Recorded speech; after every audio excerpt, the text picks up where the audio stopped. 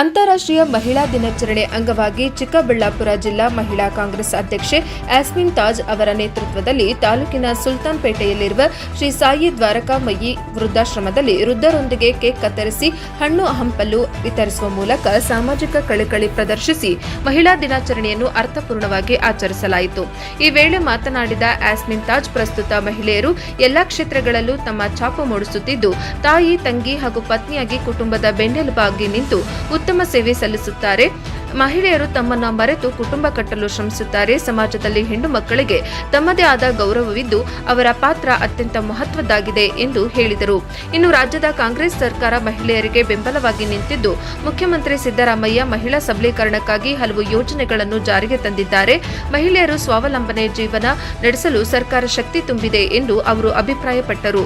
ವೃದ್ಧಾಶ್ರಮದ ಹಿರಿಯರೊಂದಿಗೆ ಮಹಿಳಾ ದಿನಾಚರಣೆ ಆಚರಿಸುವುದು ಮನಸ್ಸಿಗೆ ಅಪಾರ ಸಂತೋಷ ತಂದಿದೆ.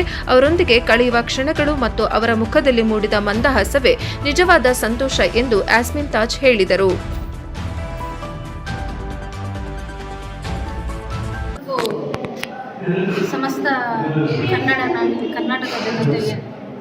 ಸಮಸ್ತ ಕರ್ನಾಟಕ ಜನತೆಗೆ ಮಹಿಳಾ ದಿನಾಚರಣೆಯ ಶುಭಾಶಯಗಳು. ನಾವು ಚಿಕ್ಕಬಳ್ಳಾಪುರ ಜಿಲ್ಲಾಧ್ಯಕ್ಷೆ ಯಾಸ್ಮಿನ್ ತಾಜ್ ಇವತ್ತು ಏನು ಮಹಿಳಾ ದಿನಾಚರಣೆ ಅಂಗವಾಗಿ ಶ್ರೀ ದ್ವಾರಕಾಮಯಿ ಸುಲ್ತಾನ್ಪೇಟೆ ಚಿಕ್ಕಬಳ್ಳಾಪುರ ತಾಲೂಕು ಇಲ್ಲಿ ಒಂದು ವೃದ್ಧಾಶ್ರಮದಲ್ಲಿ ನಾವು ಜಿಲ್ಲಾ ಮಹಿಳಾ ಕಾಂಗ್ರೆಸ್ ವತಿಯಿಂದ ಈ ಒಂದು ಮಹಿಳಾ ದಿನಾಚರಣೆ ಅಂಗವಾಗಿ ಎಲ್ಲ ಈ ವೃದ್ಧಾಶ್ರಮದಲ್ಲಿರುವ ಎಲ್ಲ ಹಿರಿಯ ಮಹಿಳೆಯರೊಂದಿಗೆ ನಾವು ಈ ಒಂದು ದಿನದ ಸಂತೋಷವನ್ನು ನಾವು ಹಂಚಿಕೊಂಡಿದ್ದೀವಿ. ಇದು ನಮಗೆ ತುಂಬ ಸಂತೋಷ ಅನ್ನಿಸ್ತು. ಮತ್ತು ಹಲವಾರು ಹಿರಿಯರಿದ್ದಾರೆ ಇಲ್ಲಿ. ಅವರ ಆಶೀರ್ವಾದದೊಂದಿಗೆ ನಾವು ಈ ಒಂದು ದಿನವನ್ನು ನಾವು ಆಚರಣೆ ಮಾಡಿದ್ದೀವಿ. ನಮ್ಮ ಒಂದು ಮಹಿಳಾ ಟೀಮ್ ಏನಿದೆ ಚಿಕ್ಕಬಳ್ಳಾಪುರ ಜಿಲ್ಲೆಯ ಬ್ಲಾಕ್ ಅಧ್ಯಕ್ಷರು ಮತ್ತು ಜಿಲ್ಲಾ ಕಮಿಟಿ ನಾವೆಲ್ಲ ಇಲ್ಲಿ ಈ ಒಂದು ಸಂಭ್ರಮಾಚರಣೆ ನಾವು ಮಾಡಿದ್ದೀವಿ. ಅದಕ್ಕೆ ನಾವು ತುಂಬ ಸಂತೋಷ ವ್ಯಕ್ತಪಡಿಸ್ತಾ ಇದ್ದೀವಿ.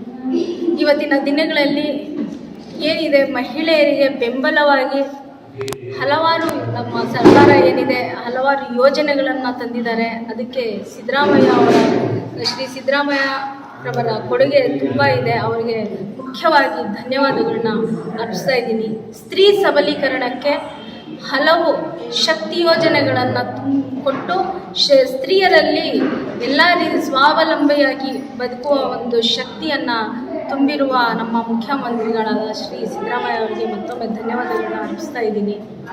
ಈ ಸ್ತ್ರೀ ಸಬಲೀಕರಣಕ್ಕೆ ನಮ್ಮ ರಾಜ್ಯ ಸರ್ಕಾರ ಹಲವು ಒತ್ತುಗಳನ್ನು ಕೊಟ್ಟು ಹಲವು ಕಾರ್ಯಕ್ರಮಗಳನ್ನ ಕೊಟ್ಟು ಮಹಿಳೆಯರಲ್ಲಿ ಸ್ವಾವಲಂಬನೆಯನ್ನು ತುಂಬಿರೋದು ನಮಗೆ ತುಂಬ ಸಂತೋಷವಾದ ವಿಷಯ.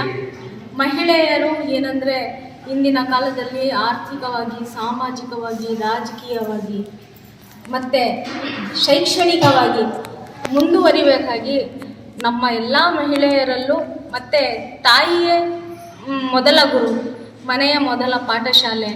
ಒಂದು ಸಂಸಾರ ನಡೆಸಬೇಕಂದ್ರೆ ಒಂದು ಹೆಣ್ಣಿನ ಪಾತ್ರ, ಒಂದು ಹೆಣ್ಣು ಮಗಳಾಗಿ ಮತ್ತು ಸೊಸೆಯಾಗಿ, ಹೆಂಡತಿಯಾಗಿ, ಅತ್ತಿಗೆಯಾಗಿ, ಅತ್ತೆಯಾಗಿ ಎಷ್ಟೋ ಒಂದು ಹೆಣ್ಣಿನ ಪಾತ್ರ ಅವಳು ಹುಟ್ಟಿದಾಗಿಂದ ಸಾವಿನವರೆಗೂ ಹಲವು ಸಂಬಂಧಗಳಲ್ಲಿ ಅವಳು ಬೆರೆತು ಹೋಗಿ ತನ್ನನ್ನು ತಾನು ಮರೆತು ಬೇರೆಯವರನ್ನು ಒಂದು ಉಳಿಸೋದಕ್ಕೆ ಮತ್ತು ಬೆಳೆಸೋದಕ್ಕೆ ತುಂಬ ಕಷ್ಟಪಡ್ತಾಳೆ.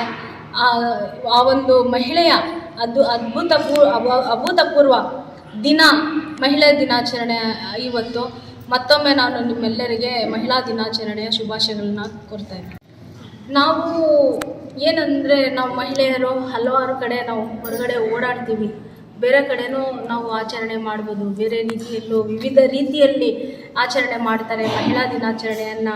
ಹಿರಿಯರನ್ನ ಮತ್ತು ತಮ್ಮ ಜೀವನದಲ್ಲಿ ಹಲವಾರು ಸಾಧನೆಗಳನ್ನ ಮಾಡಿರೋರಿಗೆ ಸನ್ಮಾನ ಮಾಡೋದ್ರೊಂದಿಗೆ ಸೆಲೆಬ್ರೇಟ್ ಮಾಡ್ತಾರೆ. ಆದರೆ ನನಗೇನಿಸ್ತು, ನಾವು ಹೊರಗಡೆ ಮಾಡೋದಕ್ಕಿಂತ ಈ ಆಶ್ರಮದಲ್ಲಿ ಇರೋ ಒಂದು ಹಿರಿಯ ಮಹಿಳೆಯರ ಜೊತೆ ಅವರೊಟ್ಟಿಗೆ ಬೆರೆತು ಮಾಡಿದ್ರೆ ಅವ್ರಿಗೂ ಒಂದು ಆತ್ಮವಿಶ್ವಾಸ ಬರುತ್ತೆ ಮತ್ತು ಅವರ ಆಶೀರ್ವಾದ ನಮಗೆ ಸಿಗಲಿ, ಹೀಗೆ ಇರಲಿ, ಅವರ ಆಶೀರ್ವಾದ ನಮಗೆ ಸಿಗಲಿ. ಅವರ ಬಾಂಧವ್ಯ ಅವರ ಒಂದು ಏನು ಫ್ಯಾಮ್ಲೀಸ್ ಜೊತೆ ಕಾಂಟ್ಯಾಕ್ಟ್ ಇರೋದಿಲ್ಲ, ಬಟ್ ಅವರು ನಮ್ಮ ಫ್ಯಾಮ್ಲಿಯಾಗಿ ನಾವು ಅವ್ರ ಫ್ಯಾಮ್ಲಿಯಾಗಿ ಈ ಒಂದು ಬಾಂಧವ್ಯವನ್ನು ಬೆಳೆಸೋದಕ್ಕೋಸ್ಕರ ನಾನು ಈ ಒಂದು ಆಶ್ರಮದಲ್ಲಿ ಇವತ್ತು ಮಹಿಳಾ ದಿನಾಚರಣೆಯನ್ನು ಆಚರಣೆ ಮಾಡೋದಕ್ಕೆ ಯೋಚಿಸಿದೆ.